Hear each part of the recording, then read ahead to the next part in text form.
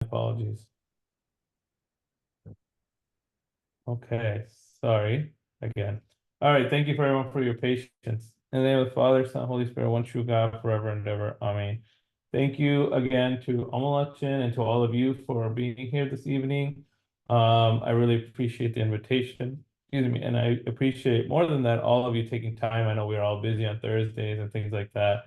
We got, schoolwork, all those things. So I appreciate everyone being here. And yeah, just being here to spend hopefully learn a little bit more as well. As Achin mentioned today, I'm going to be talking a little bit about Saint Severus of Antioch. He's a saint that's very near and dear to my heart personally. But he's someone who we absolutely should know. Um, Very frankly or bluntly, one of the shortfalls of the Molinker Church, especially in the recent age, and if you actually look at the history of the Molinker Church, this wasn't a problem until about maybe 50 years ago. What you see that the Molinker Church is very good at commemorating almost all the major saints of the church. But now, as many of you here, we do Paramount Ceremony and Divination Ceremony, which no problem. Of course, St. George, these are important saints, but the church has many saints, and St. Severus of Antioch is probably one of the greatest saints in the history of our church. And so I want to spend a little bit of time today talking about him and hopefully showing that, maybe hopefully you'll learn something new about him, because I know a lot of people have certain things they've heard about St. Severus, and hopefully we'll be able to talk about that as well. So most of us have heard about Saint Severus of Antioch. You can see my slide, correct? I hope so. Um, and so we've heard about Saint Severus of Antioch. As Achin mentioned, he is a famous 5th and 6th century saint, and you've probably heard good things about him, bad things about him, maybe just about him. Maybe you've never heard about him. He is very much a controversial figure, not for us, definitely not for us, but for like the Eastern Orthodox, for example, he is considered anathema, even a heretic by some. But he is most famously known. Probably the thing that people know the most about him, that's most known about him, is that he loved the thought or the theology and the writings of Saint Cyril of Alexandria. So Saint Cyril of Alexandria, hopefully you guys remember from Sunday school, was the great saint from Alexandria, from Egypt, who really defended Christ being he defended Christ being both human and divine, and that he took his humanity from his mother, who we now refer to as Theotokos, or the mother of God, or the bearer of God. And so that happened in the Third Council of Ephesus. And so he very much, even though he didn't live at the same time as Saint Cyril died before Saint Severus was born, he was an ardent follower of Saint Cyril. And he truly, truly is someone who loved the church. He loved the church. In addition to that, the thing that people know about him is that he famously defended Dioscorus or Dioscoros of Alexandria, was the successor to Saint Cyril. So Saint Cyril was the patriarch of Alexandria. He died, then became Dioscoros. In the fifth, and then there's this council known as the Robber Council, which is an unfortunate term for that council. But at this council, there were certain things that were decided. But then at the Council of Chalcedon, which is the fourth council for the Eastern Orthodox as well as Catholics, he was deposed. And he was deposed not for heresy. I think that's very important. Today, Dioscorus is often known as a heretic in many Eastern Orthodox circles. Again, for us, Dioscorus is a saint. But that's not what he was deposed for. That's not what he was removed for. He was removed for administrative errors, not heretical beliefs, right? And so it's very interesting because in the Second Council of Nicaea, which is the seventh council for the Eastern Orthodox and Catholics, Dioscorus or Dioscorus was condemned as a heretic. And so this is something that's really interesting. There are many writers, including even on the Eastern Orthodox side, who've kind of challenged this. Like, how can someone who was not denounced as a heretic at the Council of Chalcedon, where he was alive and living, and people saw what he was saying and doing? He wasn't condemned then, but then all of a sudden, 300 years later, he was condemned. So anyway, he was a staunch defender of Dioscorus. And then he obviously defended our language used for Christ, which was mia thesis. Have you heard of sometimes Eastern Orthodox are referring to Diophysite, which means like two natures. They'll often, sometimes, not often, but some Eastern Orthodox and Catholic people will refer to us as Monophysites. That's just not true. We're not Monophysites. We are Miaphysites. Miaphysites means one. Mia means one nature. Mia means one. So physis is nature. So one incarnate nature of God, the Word, which is the actual term that Saint Cyril uses. Saint Cyril's a saint, again, that was accepted by all, it is accepted by all churches, right? The Eastern Orthodox, Oriental Orthodox, the Catholics, we all accept Saint Cyril as a great, great saint. But today, my focus is not really to talk about that. Because that's kind of a whole other topic. And if Arthur wants me to talk about that, maybe I'll come back some other time and talk about that. But today, I really just want to talk about the person of Saint Severus. Saint Severus was a holy man. He was absolutely a saint for his writings, for his theology, for his defense of our faith. But he's also a saint because he was a holy man. And he was someone who was good for the Christian world, if not great for Christianity as a whole, right? And he was a man who really suffered for his endeavors. So that's a little bit about him as you get started, right? He was Severus, if you guys don't know, means lover of truth. That's what the words or the name Severus means, lover of truth. He was born in a town or a city called Scyzopolis. Polis means city. That's why politics, you guys are politics is of the city, right? Or of the people. So Scyzopolis, which is in modern day Turkey. If you guys know where Turkey is today, that town is that city is in what modern day Turkey is. Anyway, he's born in 465. So he's removed only about 15 years, well, his birth is removed only about 15 years after the Council of Chalcedon. Severus's his grandfather was a bishop, and his grandfather's name was also Severus.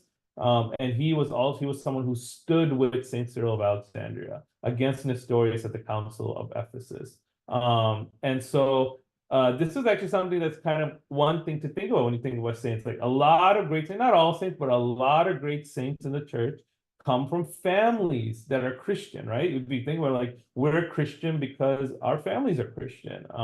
And so at least most of us. And so a lot of the great saints came there. If you think about, like, for example, Saint Macrina, Saint Gregory, Saint Basil, they were siblings, and they came from their parents were saints. And so it's very common to have, like, right, holiness kind of breeds holiness. And so his grandfather was a bishop. If you guys remember, in this time, it would change later. Bishops were still commonly married. Not all bishops, but some bishops were still married. And so his grandfather was a bishop, and he's named after him. And so his grandfather actually had a vision,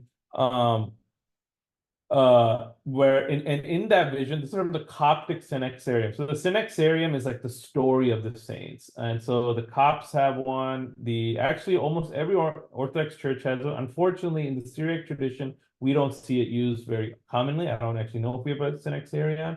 But in the Coptic church, there is a Synaxarium, and there's multiple entries about Saint Severus. And one of them talks about how when Saint Severus's grandfather, whose name is also Severus, when he had a vision once, when he was sleeping, he had a vision, and he said, and in that vision, somebody came to him and told him, the child who is for your son, meaning your grandson, right? Your son's child, will strengthen orthodoxy, and his name will be after him. So he had a vision saying something that this child will strengthen orthodoxy. Okay, so even before Saint Severus was born, his grandfather had visions about his holiness.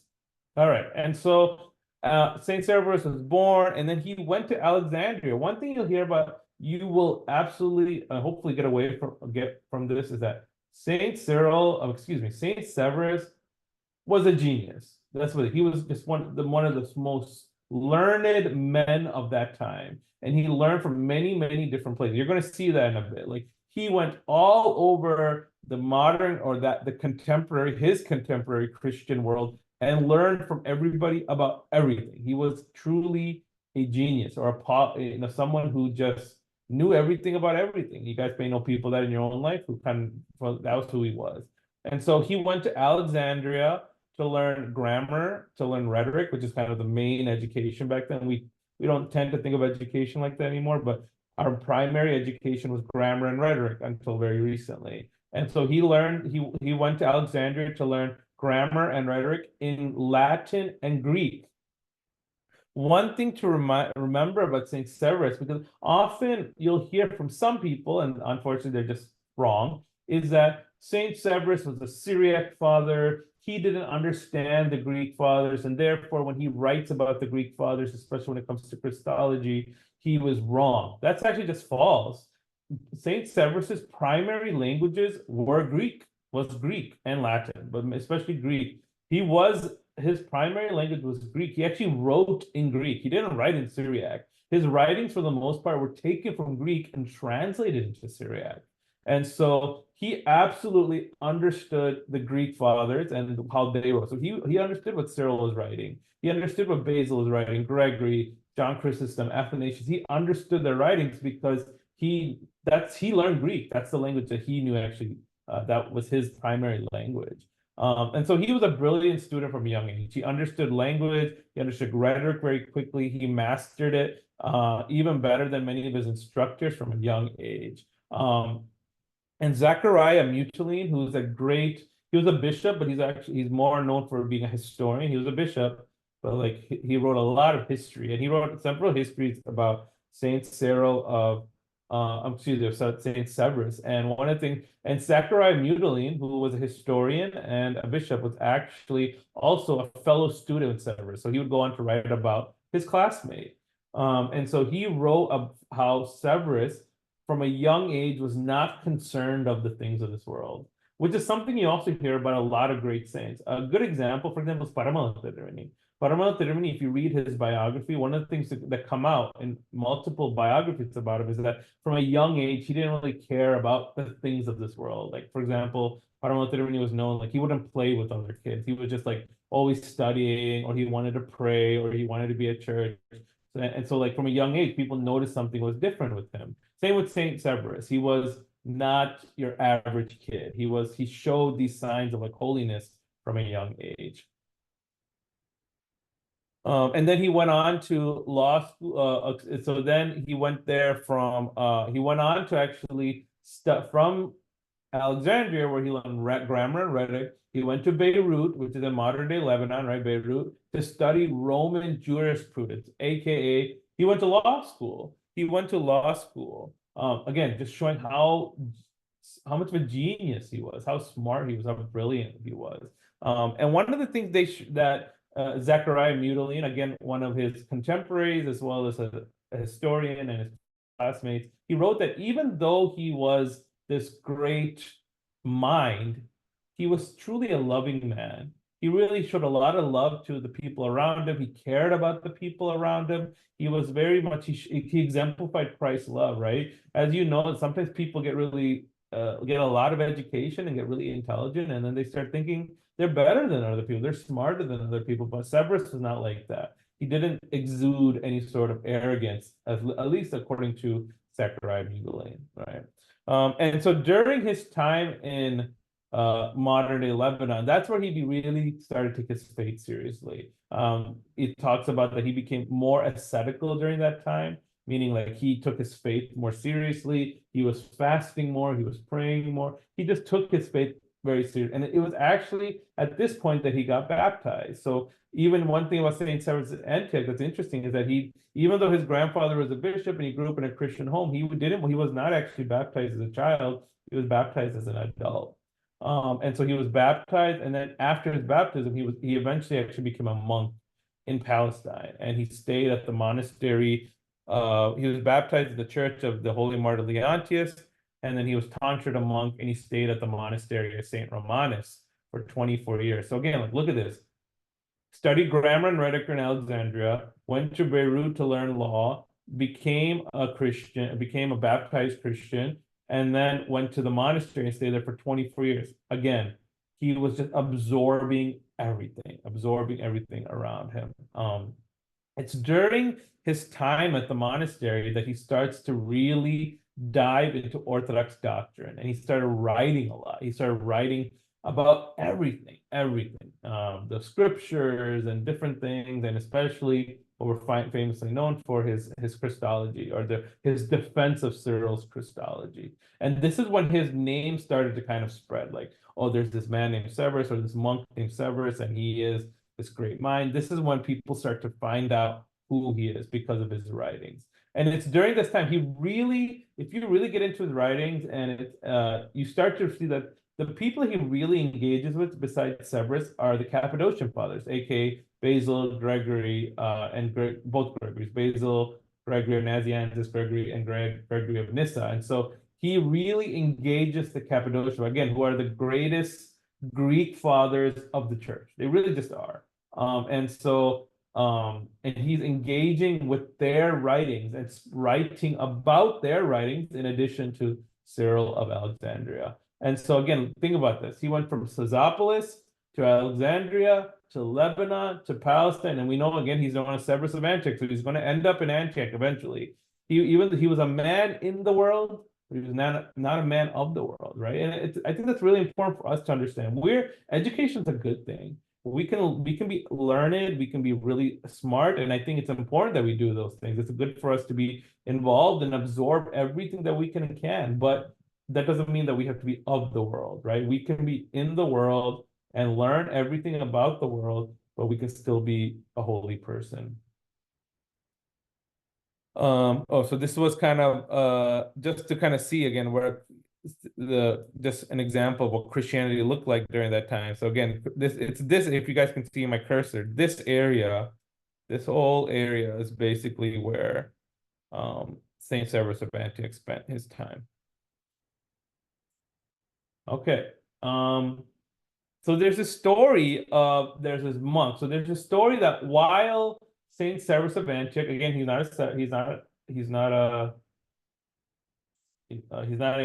just a monk at this point. He's walking in the city, and a hermit monk. So a hermit monk is a monk who doesn't come out of his cave or his cell. He doesn't talk to anybody.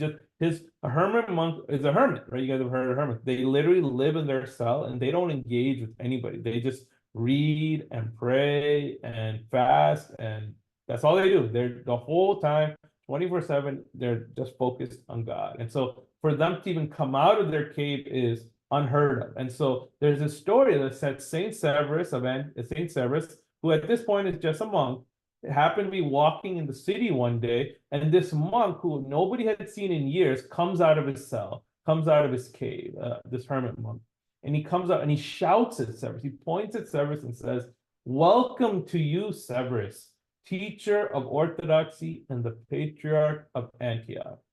So at this point, he's not the patriarch, he's not even a bishop, he's just a monk, right? And he said, "You are the teacher of orthodoxy and the patriarch." And so there's a story of a monk who actually like shouted this at him, even though he was even surprised. He's like, "What are you talking about? Like, I'm not the patriarch of Antioch, I'm not a bishop, nobody," right? And he was just very almost shocked by this prophecy.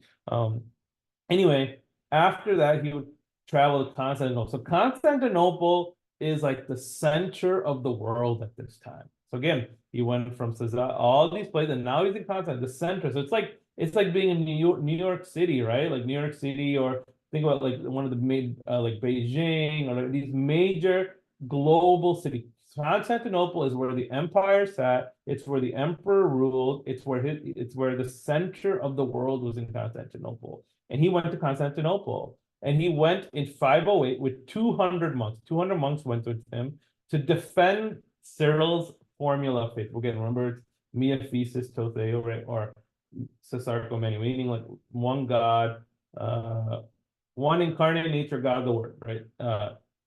And so, anyway, he was there for 3 years, and after 3 years, and after Flavian II at this point is the patriarch of Antioch. He was actually chosen to be the patriarch of Antioch. So he was after 3 years in Constantinople, and after Flavian II was removed from being the patriarch of Antioch, he was elected as the patriarch of Antioch, and this is when he becomes Severus of Antioch. And just a fun fact, he is actually to this day, still the last patriarch to actually live in the city of Antioch. If you know, today Antioch doesn't exist anymore, but that would happen later. But anyway, so he became the patriarch of Antioch around in 511, but by 518, Justin the First, who was an emperor, would depose him and remove him from his position. And that's because he was a defender of the faith of Cyril. He's a defender of what we today call the non-Chalcedonian formula of Christology, and Justin would not accept that. Okay, and so now we have Justinian, who's the son of Justin the First. Justinian and Severus is kind of clash, which is kind of like one of the major points of his life. And so Justinian tried to convince Severus to accept the Council of Chalcedon, and Severus was like, "No way, I'm not doing this. I will not accept the Council of Chalcedon because it's against what Saint Cyril said. It's against what, and you guys deposed my father, Saint Dioscorus." He refused to accept it, right? And so he refused to accept it, and Justinian was so upset by this, but Severus would still not change his mind. He actually ordered to have Severus killed because he refused to accept the Council of Chalcedon. And so Justinian's wife was an empress named Theodora.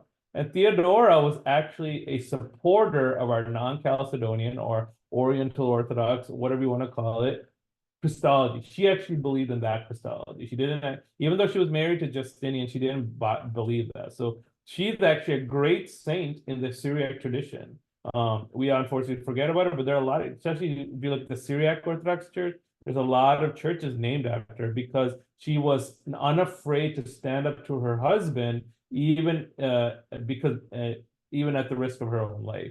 So just Theodora, knowing that he wanted to kill Severus, told Severus that her husband was trying to kill him. And so Severus actually flees and he runs away. And he runs away to Egypt. So he runs from Constantinople, or flees from Constantinople to Egypt, and he actually stays in Egypt for the rest of his life until February 8th, 538. And so, okay, this is basically everything that I just said. And so he lived in hiding among Egyptian monks until he died February 8th, 538. And so this is that's why in our church on February 8th, it is the feast of Saint Severus. We also commemorate him the Thursday after the Nineveh fast. So if you guys remember, Nineveh fast is Monday, Tuesday, Wednesday. The day after is the day we remember Saint Severus of Antioch. So he's actually remembered twice in our church. Very few saints get remembered more than once in our church because he was so great. And this is one of the reasons also the Coptic Church venerates him so greatly, because in addition to him being an ardent supporter of Cyril and Dioscorus, he spent much of the later half of his life in Egypt. He died in Egypt, and so that's why the Coptic Church still venerates him greatly to this day. And so again, this is a little bit about him, but I wanted to share a little bit the story with him, I guess, showing like one of the things that show us that a saint is a saint is their like miracles and stuff, right? So we've heard about a prophecy, right? His grandfather had a vision. A monk who had been in his cell for years comes out and says, "You're going to be the patriarch of Antioch." And this is actually maybe my favorite story about it. And this is from the Coptic Synaxarium, the Coptic stories of the saints. One day he, referring to Saint Severus, went to the desert of Skeet at Wadi el Natrun. This Wadi el Natrun is actually still there to this day, the monastery there. And he entered the church in the uniform of a stranger monk, and a great miracle took place at that time.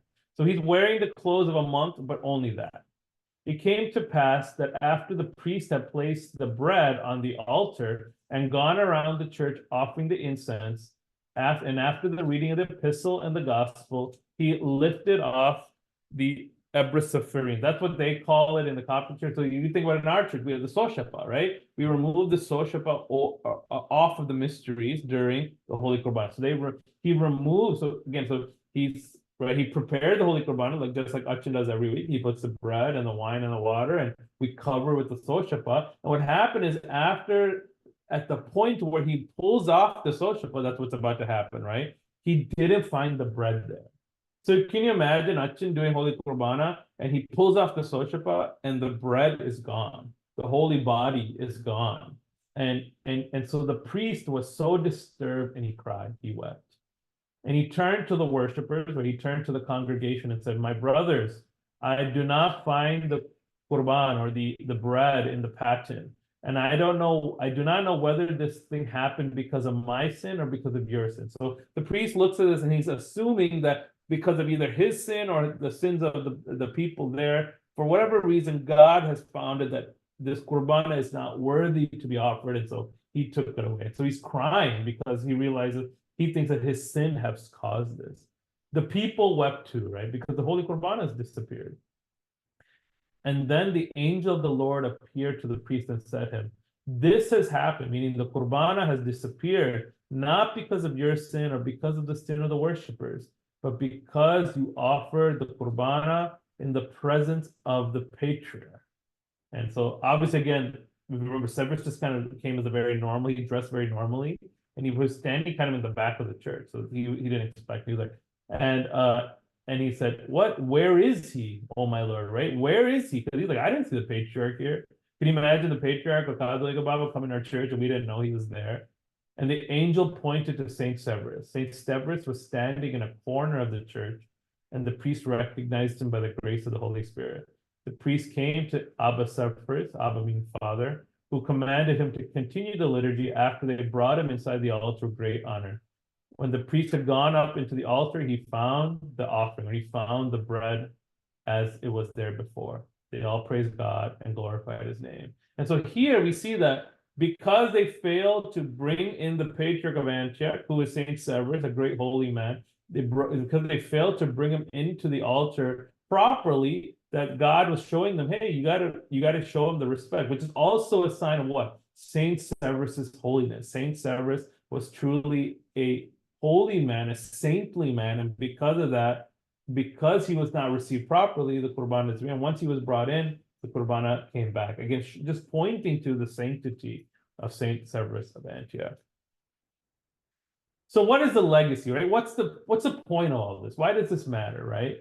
There's two things that really matter when it comes to Saint Severus, right? There's two, I would say, legacies that he left behind. One is historical and one is ecclesiastical, right? He was able to defend the Christology of Cyril using the fathers that both churches have held so dearly. And so that's such a powerful thing that people fail to often recognize. He uses fathers that everyone recognizes to defend his arguments. His grasp of Greek and Latin assured that he understood what he was trying to say. And his mastery of complex theological topics, as well as his stature, his position in the church, helped him to bring the non-Chalcedonian church under one umbrella for the first time since the Council of Chalcedon. This is huge because what happened is at the Council of Chalcedon, we were anathematized, right? Like the followers of Dioscorus were anathematized, which is like today is known as the Coptic Church, the Syrian Church, the Indian Church, the Armenian. But like in that time, like you don't have these labels, right? So these followers were all kind of scattered, right? They're all in different places, but there's no one to really lead them. Saint Severus is the first person to really bring everyone who follows non-Chalcedonian Christology, who follows the faith of our church, under one umbrella, under one church. And that's a really powerful thing and a very amazing thing that he was able to do. Again, considering that brought the repercussions of the anger or the wrath of the emperor. The other thing that thing we have to keep in mind is that he was so good at what he did, right? Like he was such a scholar, right? And above that, he was truly devoted to the life of his son, like a monk should be, like a bishop should be. A bishop, above all, is first a monk. And so our bishops should be monks first. And so he was devoted to his ascetical or his life toward Christ was first to him before even all these other things. He was known to counsel many monks, many nuns, bishops, priests. Like lay people. People could come to him and he would give them spiritual advice. Of any writer, one of the cool things about him is that of any writer, Chalcedonian or non-Chalcedonian, whichever you want to, whatever label, Eastern Orthodox, Oriental Orthodox, whatever you want to use, of any church father, he has the most writings in the 6th century, which is amazing. And then furthermore, he is a pillar of the Oriental Orthodox Church, right? Today, the Oriental Orthodox Church is here because of Saint Severus of Antioch. He is the founder in many ways of the modern Syriac Orthodox Church. The Monk Orthodox Church and the Coptic Church are the ones who probably commemorate him most piously. And think about it, even in our liturgy, we remember him. For example, I'd say like February 8th is his feast day. The Thursday after Nineveh fast is his feast day. If you guys remember the song, have you heard of the song Orthodoxo? We sing it on the Father of all the Holy Saints, or the Sunday of all the Holy Saints, or above all the Holy Fathers. It's in January.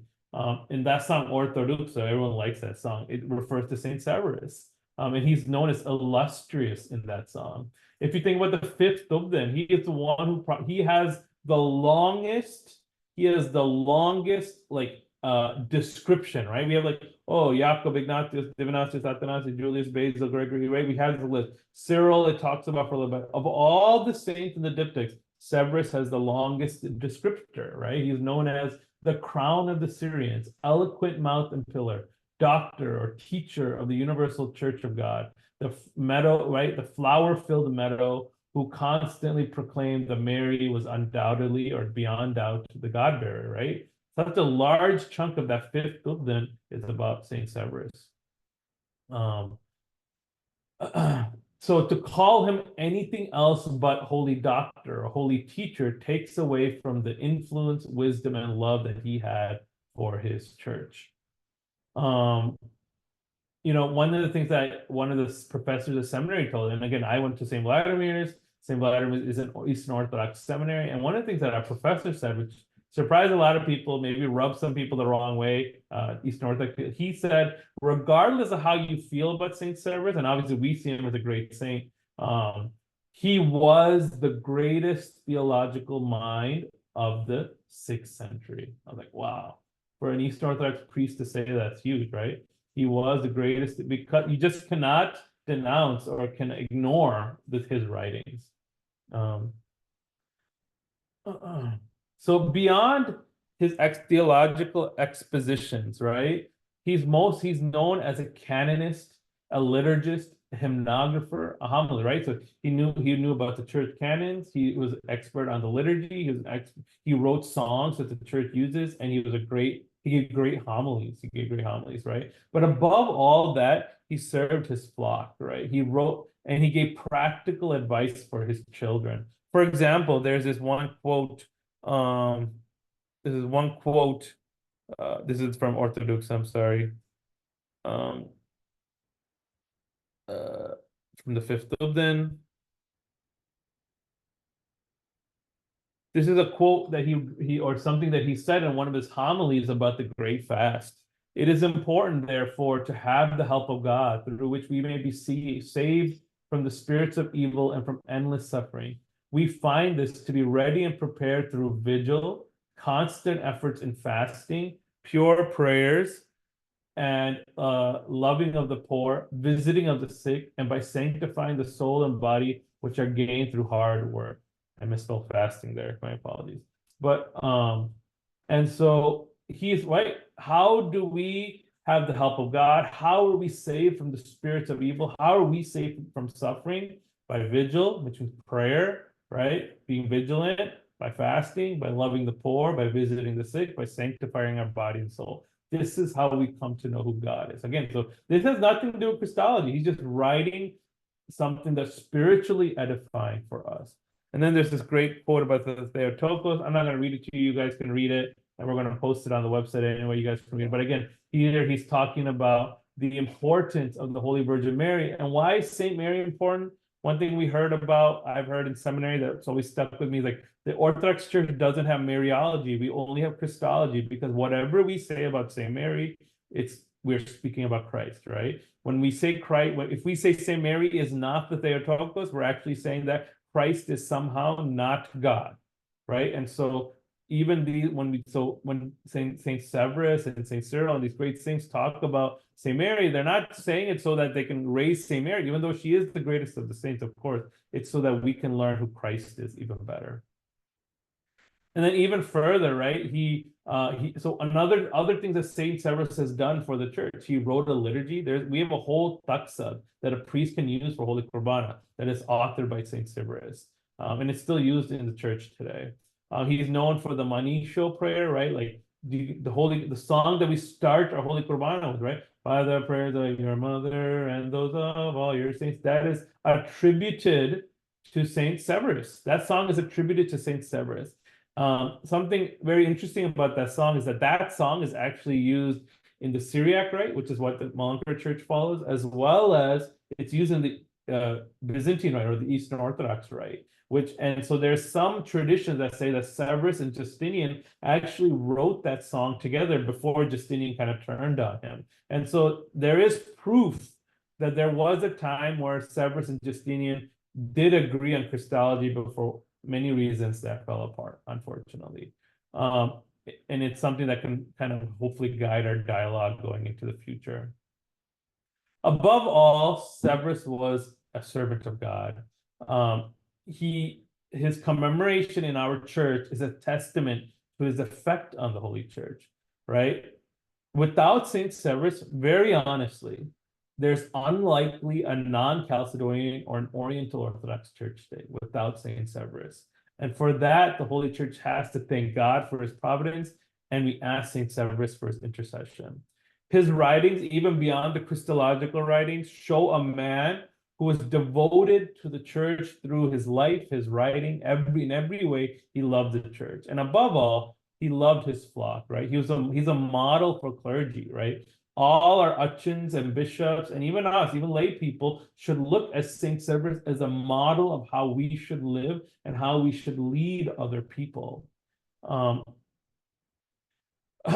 For Severus, the church was everything, right? He felt that it was his duty to protect the holy bride of Christ from the devil's forces, whether that might be from Nestorianism or what in pagan rituals. There's many writings where he attacks pagan rituals, right? Something for us to keep in mind as well. And so he just wanted to protect the church, he felt, from the devil's forces. He protected his flock at all costs. And there is no mind greater than Severus in the 6th century, right? So much so that we trust and believe that God, and of course the church, remembers him dearly. His sanctity didn't come up just from his theological writings, but above all, his holiness comes from his life, and which was devoted to the Holy Trinity. And above all, his whole life was really, if I were to boil it down, his whole life was devoted to answering the question that Jesus asks us: who do you say that I am? May all glory, honor, and worship be to the Father, Son, and Holy Spirit, now and ever, and to the ages of ages. Amen. Here's a biography. Again, we'll post it. So if you guys are more interested about learning about Saint Severus, here's some resources you guys can use as well. Thank you so much for your time.